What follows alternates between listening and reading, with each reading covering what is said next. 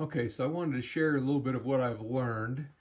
We just got fiber run into the house. So I replaced a cable modem setup with a fiber setup. And I wanted to try and figure out what's the best way to get good Wi-Fi connection throughout the house. And so one way was I had to update my old router in the house from a cable modem and an older router.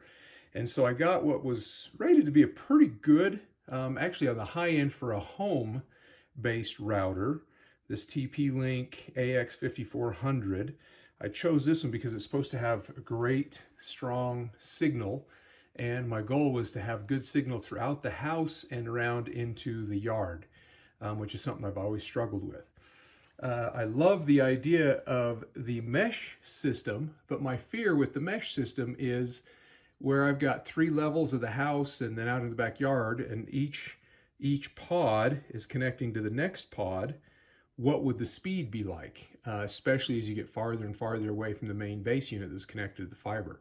So I actually ran some tests and wanted to share that with everybody on what I found for the test between the two, checking the different speeds throughout the house and at different distances. So you can kind of understand the setup we've got.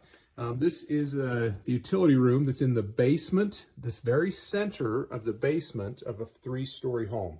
It's pretty tight in here, kind of messy. When we built the house, I ran Cat 5 to every single room back when everything needed to be wired.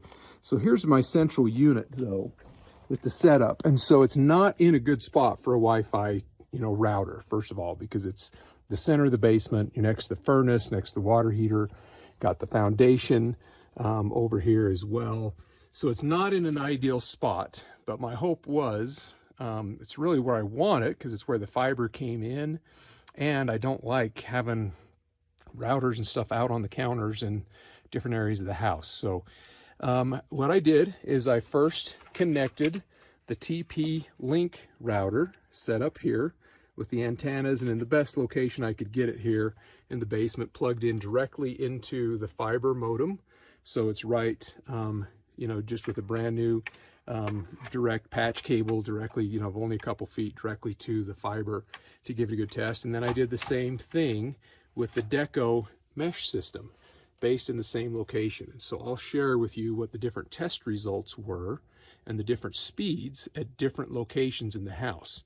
The way I tested it is I set up each system, I plugged it in, and then I would go around the house to the same location and using speedtest.net check to see what my upload and download speeds were without having to, and also using the smart switching, because I didn't want to have a different for the 2.4 gigahertz and the 5 gigahertz and the 6 gigahertz. I just don't want to worry about that. That was the other reason I was going to these two units, is I just want to be able to walk around the house, have everything using the same network ID, and I'll share what those test results were.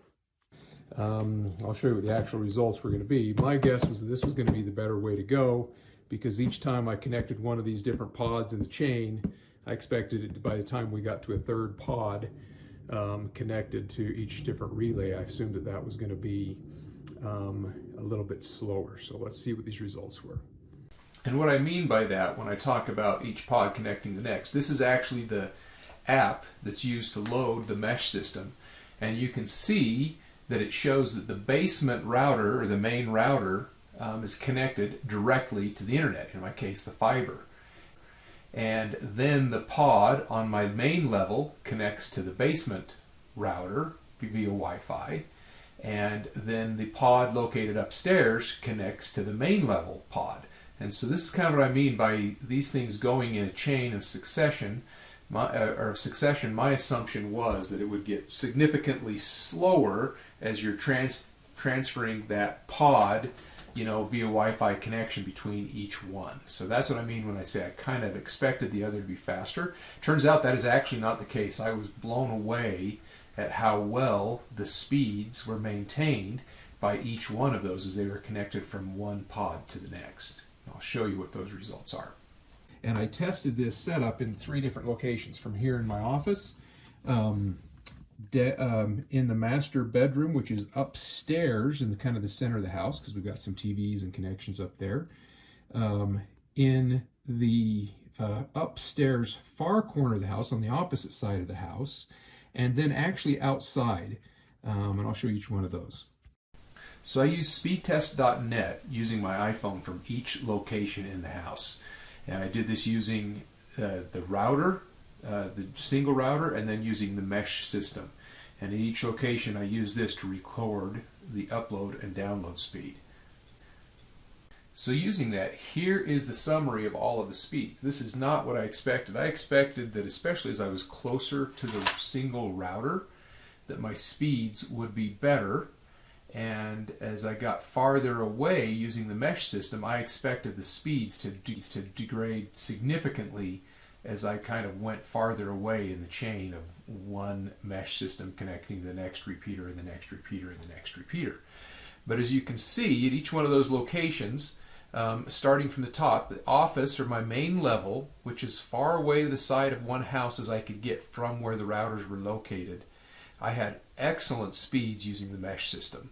Kind of what I expected, because at that point I'm still automatically default connecting to the main router within the mesh that's connected directly to the fiber. The single router, I was already dropping down significantly in speed. As I tested for my master bedroom upstairs, as far away from above the router as I could get, I'm now connected basically 2 repeaters away in the system. So I'm going from the main router that's connected into the fiber, which then is relaying to the main level and then to the upstairs level in the mesh system, and my speed was still really good. Definitely you can see it slowing down, but over 300 MIPS download and upload speed almost. And you can see the single router system was getting very weak and slow. On the third test was actually going outside of the home, kind of to the opposite side of the house.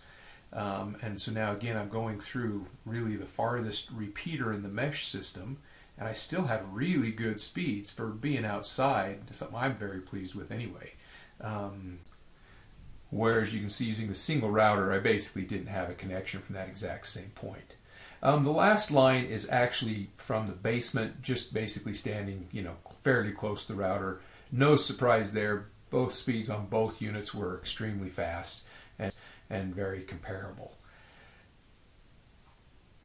So the final tally is essentially that the mesh system was far and away the way to go for my scenario. 3-level home, roughly 3,000 square feet, want to have coverage inside of the house from any room and outside of the house, and I only wanted to use one network name, an SSID, so I didn't have to choose between different network speeds. And I got to say, that mesh system is far and away the way to go. It's easy, you don't have to worry about changing channels. Coverage is excellent, speed is very good from every room, and I think that's clearly the way to go. So hopefully this helps some other people. If you're wondering trying to figure out the same decision I was between the two, to find the best one that works for you.